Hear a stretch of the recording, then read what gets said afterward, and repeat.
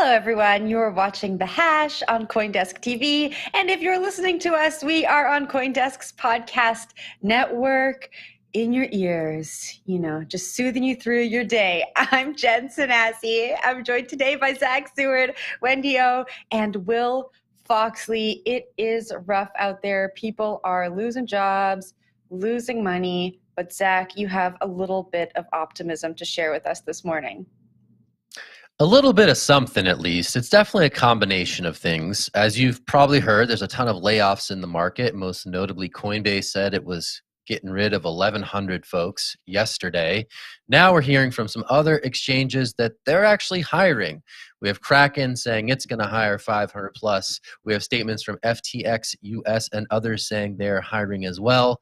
And then we have this sort of weird braggadocio from these announcements that include some low-key disses on spending on Hollywood actors, shilling ads, and also putting one's name on sports arenas. Probably looking at crypto.com on that one. Here is Binance CEO CZ saying, we're hiring 2,000. Come join us. It's a stance that he's reiterating after making some comments in a similar vein at Consensus just last week. Let's see the clip. There's not just Coinbase, it's exchanges all over the world. What about Binance? Are you concerned at all about faring this crypto winter? So I think it's not the first time we went through a crypto winter. If we're in a crypto winter or going through a crypto winter, this will be personally my third, Binance's second. So it's not the first time we went through this. And this is Binance has always been very frugal on large spendings. We didn't sponsor Super Bowl. We didn't buy stadium rights. So we have a very healthy war chest. We in fact are expanding hiring right now. Okay, bit of an olive branch to those laid off. Bit of a hey, we're good, you're bad. It's always funny to see this stuff as people ride these attention cycles. I'm going to toss this straight to Will for his initial thoughts on some of these proclamations from rival exchanges who are actually beefing up right now as others are cutting back. Yeah, definitely. This is tough for a lot of people out there to see like them getting laid off, and then it's like, okay, where do I go next? Luckily, there are some open positions, it seems like, and it's also great that a lot of the technical jobs within crypto are highly transferable and also still in demand by some exchanges out there. They're going to need engineers, are going to need devs to build these next products for Web3. So it's cool to see that. It's cool to see Binance still having 2,000 open jobs. That more than ameliorates all the lost jobs from Coinbase, Gemini, Crypto.com, and other places, right? So if we're looking in terms of like job openings to job losses so far, there seems to be more job openings. Obviously, some people are going to leave the industry, you're going to get a bad taste, or maybe they're going to find outside people. But that is a nice silver lining with all the bearish news so far. I just want to zero in, though, on what we're talking about with the sports headlines, like the sports naming rights and the Hollywood actors. I mean, how much money did Crypto.com spend on the Lakers stadium? I think it was $700 million for that. It's paid over the entirety of the contract, or maybe was it paid up front? I can't remember, but $700 million is definitely enough money to keep all those people on the payroll. So perhaps not the best idea. And I think why this happens is because a lot of people in the higher rankings of these companies think that this is going to be the way they get their next wave of adoption, right? So a lot of these exchanges were sort of in the same ballpark. Coinbase, FTX, Binance, all of them are all sort of like next to each other. There wasn't a head and shoulders outstander during this last market cycle. And so I think some of them were looking for some way to break away from everybody else. And they thought maybe getting in front of a larger crowd would be the way to do it. Maybe getting that Super Bowl ad would be a way to get away from the rest of the group. Doesn't seem to have worked out. And Binance, which is the largest exchange by trading volume globally, is slow, conservative, steady, and probably going to be the best coming out of the situation. Of course, FTX and some others are still around, and they seem to be doing just as fine. But Coinbase, Gemini, Crypto.com, definitely taking a brow beating from headlines and from others out there right now. Wendy, I'll give it to you. So again, you guys know that I'm not a big fan of the layoffs. I especially think that a lot of these companies should have done better to budget and to anticipate a bear market, because I don't know how a lot of people didn't say that we saw this coming. We all knew that we were going to get a bear market. It was just kind of a question of when. So I didn't understand why they didn't kind of, fill their war chest up. However, I will say that marketing is a necessary evil that does need to be done in every single industry. If you're not putting your name on sports arenas or sponsoring actors or actresses or whatever the case is, how are you going to get your product or your service out to mainstream, to the masses? So a lot of people don't like marketing crypto, which I totally get, but at the same time, it is somewhat of a necessary evil. It can be debated how much capital should have been deployed for marketing, but I guess a lot of people kind of got caught up in the bull market. People were like, oh my gosh, I'm printing all this monopoly money. I've got all this crypto cash, whatever, and they can kind of deploy it to see who's better and to continue to outdo each other. I do like that we're seeing some of these crypto exchanges come forward, and so you're starting to see a little bit of their pettiness come out, kind of arguing with each other, like who can do better, who can outdo each other. So it's kind of a little bit humorous, and that's part of the beauty of crypto, is to see this kind of, bantering back and forth. But at the same time, at least they're using this for good. At least they do have open jobs, and they will be able to hopefully accommodate some of these people who were let go by exchanges. Yeah, FTX was one of those firms that spent big on marketing, right? And they are still hiring. So Sam Bankman-Fried tweeted, last year, the largest piece of negative feedback we got from VCs was our workforce wasn't growing exponentially enough. We had around 200 employees, and they were expecting around 2,000. So I think we also need to think about where the money is coming from and these external pressures that are happening in the bull market. Here we have Sam saying, our VCs, our investors wanted to see us grow much faster. And then we have the CEO pushing back and saying, in my experience, we need to prepare for what's to come. So I can kind of understand when we're talking about these massive raises, there are VCs, there are people behind those raises who have different expectations. And so there's a lot at play here. But Will, I think I saw your hand go up. Yeah, just the old adage, all things in moderation, right? Whether that be marketing spend for your firm or for hiring, you need to do things correctly. Otherwise, you're going to have a bad time. So these firms, like, it would suck to be Coinbase and have to let off 1,100 people, and they're already getting lambasted by everybody for what's been going on. It sucked to be Gemini right now, have to lay off some staff, and Crypto.com, but they didn't act in moderation. They got ahead of their skis. And right now, we could be seeing the same with some of these sports deals as well, right? These FTX Arena, Miami, or the Staples Center becoming Crypto.com Arena in Los Angeles. We could see more bleeding just because they spent so much on marketing and then the market dried up. And that happens, right? Retail leaves the game pretty quickly. And then that giant sports arena you bought or that giant billboard you bought means absolutely nothing. Wendy, to you. Before I take over with my next story, there's a couple things that I want to talk about.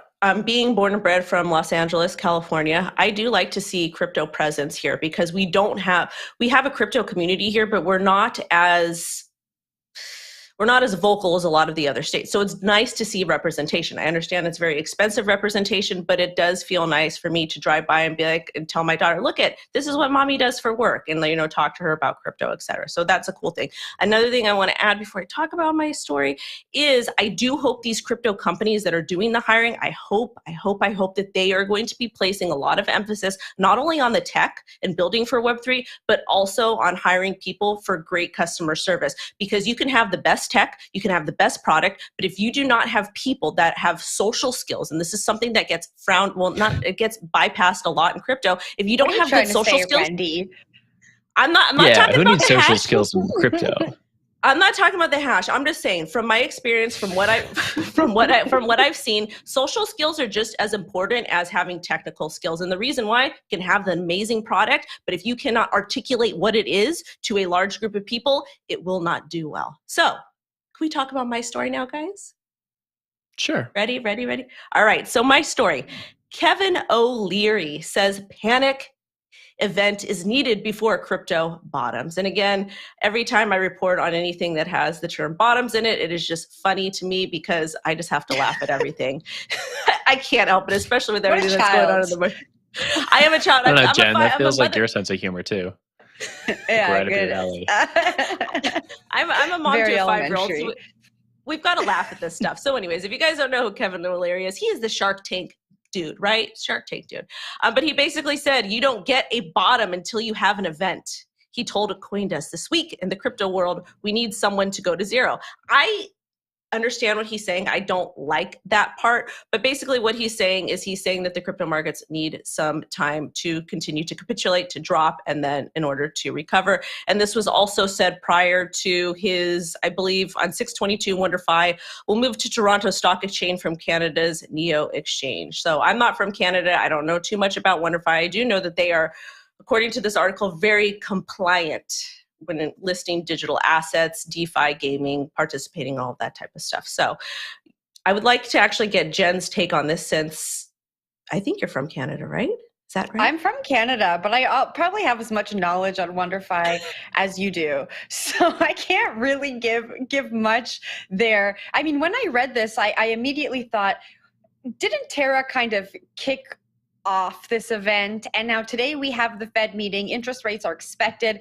to be the highest they've been in 28 years. I feel like the event is here, and we're going to see something happen very quickly. I don't know if anyone has any thoughts on that or anything to add. Zach.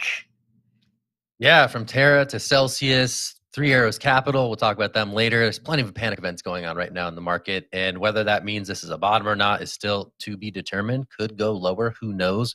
We're going to have to consult with Wendy O on some technical analysis shortly after this, but we're definitely seeing a lot of these events that are shaking out the weak hands, or even some people who had been in here making big money over this bull run in the case of Three Arrows Capital. So it is wild to see this.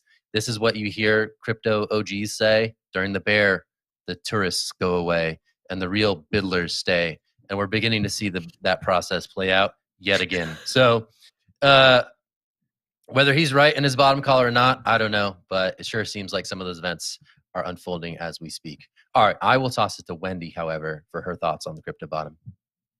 I don't think we've bottomed out. I don't think we've bottomed out yet. I think we are going to see, we're dumping, 100% dumping. I'm looking at the chart right now as I speak, and I do, we do have like some nice support at like $20,000, but at the same time, I'm expecting a lot lower because I don't think we fully capitulated yet. I do not think that we have heard the end of all of the drama regarding all of the poor decisions of many people in the space. So I do think we will go quite a bit lower. I wouldn't be surprised if we ping pong between approximately 10,000 and 20,000. Obviously, I like to update weekly, but I'm just expecting a lot more blood and a lot more downside to happen when it comes to Bitcoin. And then, of course, with altcoins, there's going to be a big cleansing that will occur, unfortunately. So I hope everybody has practiced safe risk management.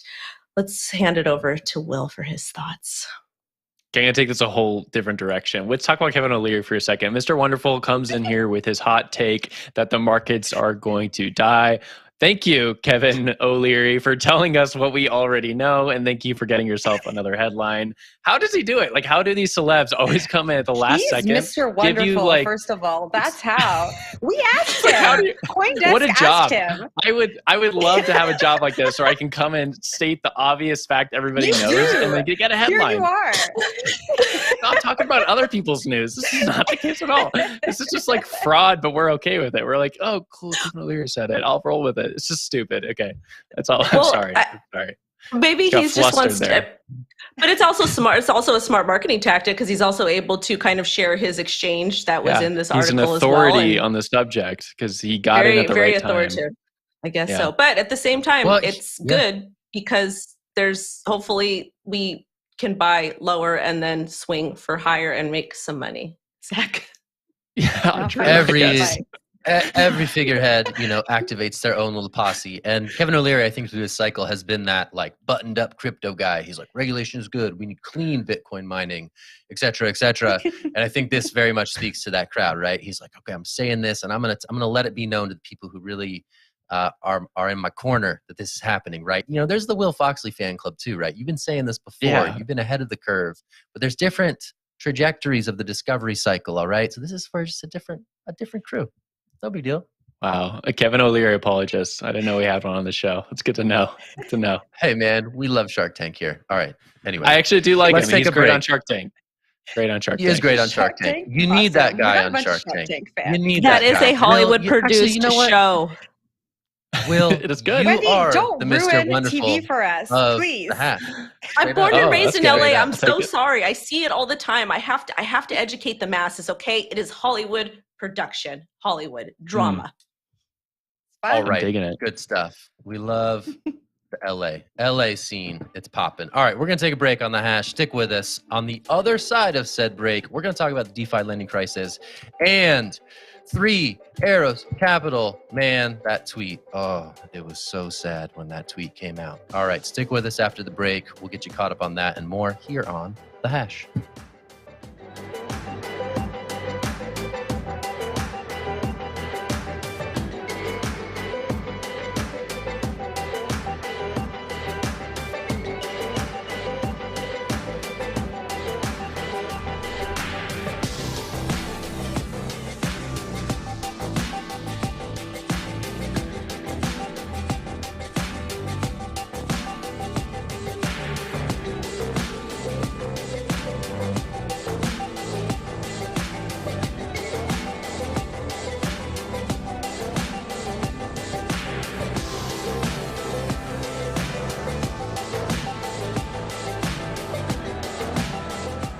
And welcome back to the hash. Long derided and attacked stablecoin Tether says it has nothing to do with 3 Arrows Capital, which is a hedge fund that is looking pretty bleak at the moment. 3 Arrows Capital put out a tweet yesterday saying that they are looking at resolving the situation with their funding after being liquidated by at least a few different large lenders in the space. At the moment, we don't have a lot of information or insights into 3 Arrows Capital's book. At one point, they had about $18 billion under management through both VC investments and just also trading. Of course, that was at the peak of this bull run, so November 2021. Since then, Bitcoin's price and all these assets prices have bled out. So their assets under management were probably around $3 billion. It looks like they had a $400 million liquidation on their books, which put them into an insolvency period. Pretty tough look. I love the Tether angle. That's my only take. Tether somehow always gets brought into this, or like, who can we talk to? Oh, Tether. Tether's problematic. We should talk to them. But 3 Arrows Capital is probably the biggest takeaway here. Zach, I want to throw this one up to you, get your take on it. Yeah, that was like, the tweet coming out of silence after much speculation in the market as to whether or not 3AC was down bad. And that tweet, oh man, that's a statement right there for sure. This is the follow-on effects of what's happening in the market right now. And we're seeing titans, right? These are titans of the trading world, suggesting that, things aren't as great as they once were. So watching that stuff happen, watching it unfold on chain through labeled wallets is something that our reporters and others in the space are doing. And it is quite the sight to behold. I got to say, Tether, man, like through the Terra collapse and now here, they've been strikingly resilient during this whole thing. I just have to say that. They have been a rock while everything else is going crazy around them. Whether or not their claims are true here, we do not know. They've made some claims in the past that haven't been entirely true, but for the most part, they are holding strong, and they're trying to assure the market that the reserves backing USDT, which is the market's largest stablecoin, are safe and sound. So it's going to be interesting to see if they can continue to weather this downturn. But so far, so good, knock on wood, and we'll see what happens with Tether and some of these other big players in the space here in the coming days. Jen, I'm going to throw it your way. Saw your hand. Yeah, I have a question for Will. So Tether and transparency or lack of transparency have been, the two topics that kind of coincide with each other a lot over the past year as we talk about Tether. Now, in regards to the article, so they tweeted in regards to their clearing out the commercial paper backing that this will it wasn't tweeted, it was part of a statement. This will gradually decrease to zero without any incurrences of losses. All commercial papers are expiring and will be rolled into US Treasuries with short maturity. And so there's all this speculation, like, are they telling the truth? Why are they just not being transparent and letting us see what is actually in the Treasury? Why is there all of these smoke and mirrors? I think the short answer, and this is the non-tinfoil hat answer, is that if they did that, then everyone would know their strategy, right? So how does this stablecoin work in the first place? Well, people give me money and then I enable them to use this token that they can trade with. But what am I going to do with that money? I'm going to put it onto other markets and earn interest with it. That's the only reason Tether is able to make money. If Tether just swapped one for one that dollar that you give to me, and then I give you a cryptographic dollar online, and I was just holding it, I wouldn't be a business. I would just be like a mailing address. I would need something else to make my business operational. So what they do is they take all that money that they get from people wanting to trade and they turn it into different markets. A lot of times money markets, they get like 1% per year, very low risk. It's very liquid. So you can just cash it in and out. And then you have, boom, a business. And once you get to scale $80 billion and you're earning 1% per year, you have a business, right? You can function. So I think like if they started opening their books and were extremely transparent, then where would their market go, right? They have a lot of competitors coming at them. I think another point to this, and this is maybe fair, is that there are periods where your books are not as good as other periods, right? The market is very volatile. Sometimes Bitcoin goes up, sometimes it goes down, and sometimes the stablecoin world also goes up and goes down depending on market situation. So sometimes traders are going to pull with funds from Tether. They're going to withdraw. Sometimes they're going to put money into Tether, and sometimes things don't operate as smoothly as you would like it to. And so, of course, you want a little bit of a break between what people can see and what's happening behind the screen in order to protect your business. So I, for one, am not necessarily like on the Tether truther case. There's a whole world out there between the Tether truthers and the non-Tether truthers, the Tether fudders, and we shouldn't get into that debate here. I think what is really interesting, before I pass this up to Wendy, is that Tether has made investments into a lot of these firms that are currently blowing up. So at one point, they did invest in Celsius. I don't know what the resolution to that was. It seems like they got their money back, or at least part of their collateral back. So it seems like they're probably came out on the other side of that okay. But Tether is a big company, and they're well known for doing VC rounds and investing into some of these projects. So that is probably the most concerning thing, and we'll have to find out in time if there's anything here that's spoiled underneath the surface. Wendy, I'll give it up to you.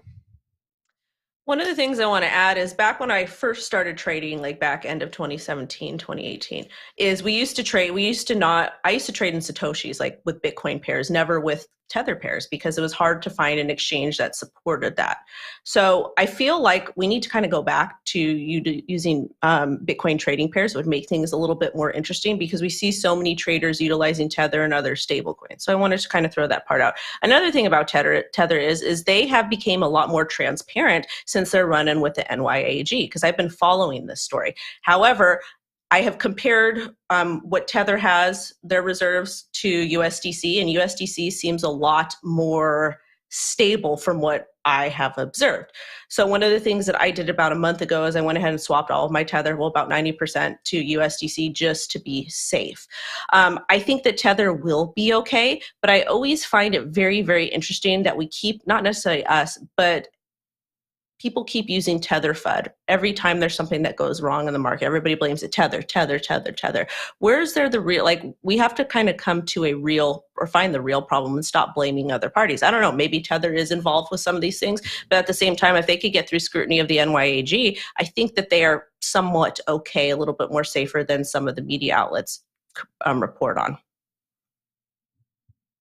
Stepping back, I will say, I think that the situation here of these interlinkages, right? I mean, that's what this story is really about, right? In the search for yield and the search for business model, as Will articulated, there are companies relying on other companies relying on other companies, and there is within the crypto circle potentials for spillover effects. And I think what Celsius has done is initiated some of those dominoes. Some people are going to be strong enough to weather that. Others may be in dicey shape right now. We may learn more about that soon.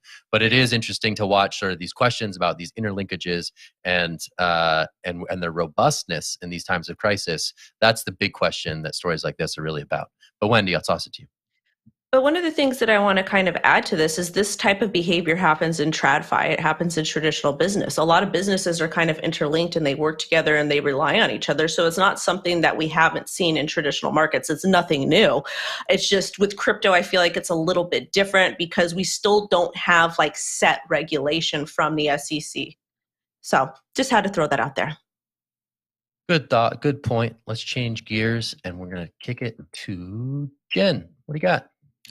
All right. Bill Gates says that crypto projects like NFTs are shams based on the greater fool theory. He said this at a climate conference on Tuesday and said, obviously, expensive digital images of monkeys are going to improve the world immensely. Will, I got to throw this down to you. Feels like you and Bill kind of share some of the same opinions. Yeah, I'm starting to rethink my entire life. So I don't have much more than that.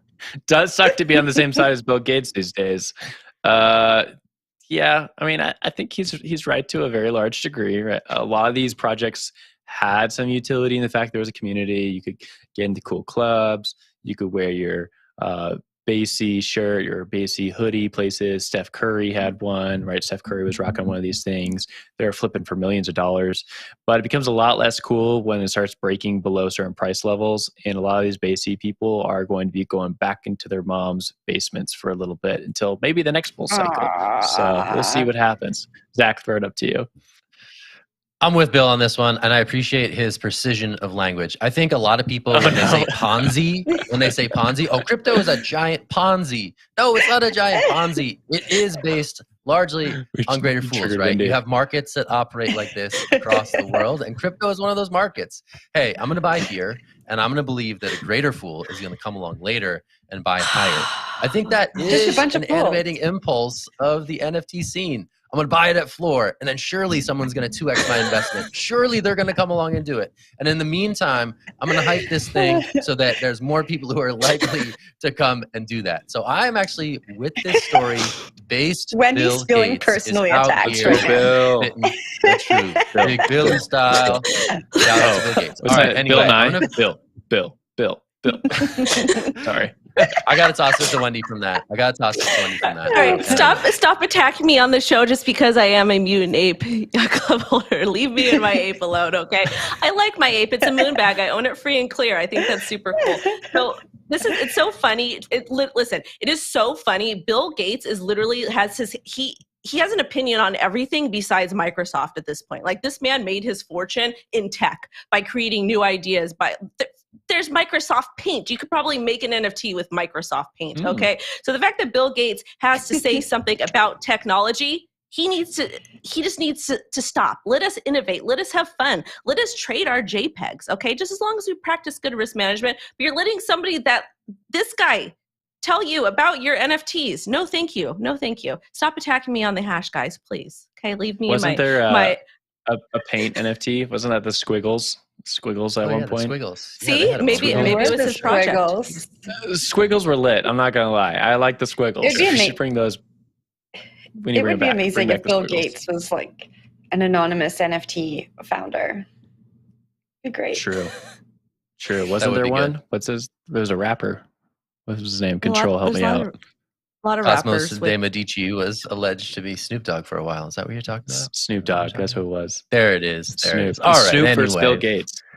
Back to LA now. This has been a big time LA show. Wendy, we would never attack you. Don't worry. We're just here for the lulls. It's good times.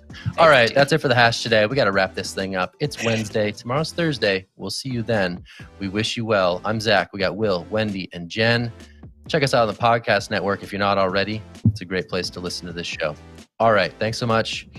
Have a great day. Bye. Bye.